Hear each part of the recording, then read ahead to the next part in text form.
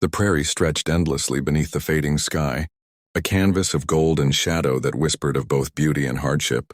In the tall, brittle grass, a young woman lay weak and trembling, her face pale as the wind brushed against her tangled hair.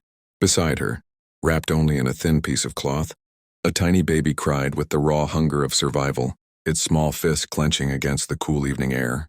She had wandered for days without food, without hope, carrying her child across the vast emptiness, her steps faltering until exhaustion finally claimed her body. The baby's cries pierced the silence of the plains, a sound so desperate it carried farther than the woman's faint breaths. And it was that sound that brought a lone cowboy riding slow across the horizon to pull at the reins of his horse. His eyes narrowed beneath the brim of his worn hat as he dismounted and hurried through the grass, his boots crunching the brittle stalks, his heart pounding at the sight before him. Dropping to one knee, he saw the woman barely conscious, her lips dry and cracked, and in her weak grasp the crying child, its little face red with hunger and fear. For a moment, the cowboy felt a lump in his throat, a stirring deep in his chest that no outlaw hunt or cattle drive had ever drawn from him. He slipped off his long, weathered coat, wrapping the baby securely inside its warmth, holding it close as though it were his own blood. "Easy there, little one," he murmured, his voice a mix of grit and tenderness, rough from dust yet filled with care. The child's wails softened at the steady rhythm of his heartbeat, though hunger still clawed at its cries. He turned his gaze to the mother, her eyes flickering open just enough to meet his, filled with fear and yet an unspoken plea. "Don't you worry," he whispered firmly, brushing a strand of hair from her face. "I'll take care of you both. You ain't alone anymore."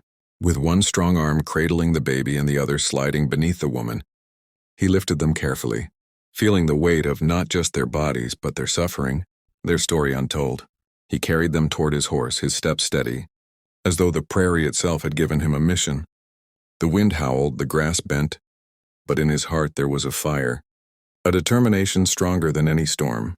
He thought of the long road to his cabin, where a warm fire, food, and safety waited, and though the journey would be hard, he knew he would not let them go hungry or cold again. As he rode with the woman leaning weakly against him and the baby, tucked safely in his coat, the cowboy felt something stir within him, a purpose greater than his own survival, greater than the life he had led drifting from town to town.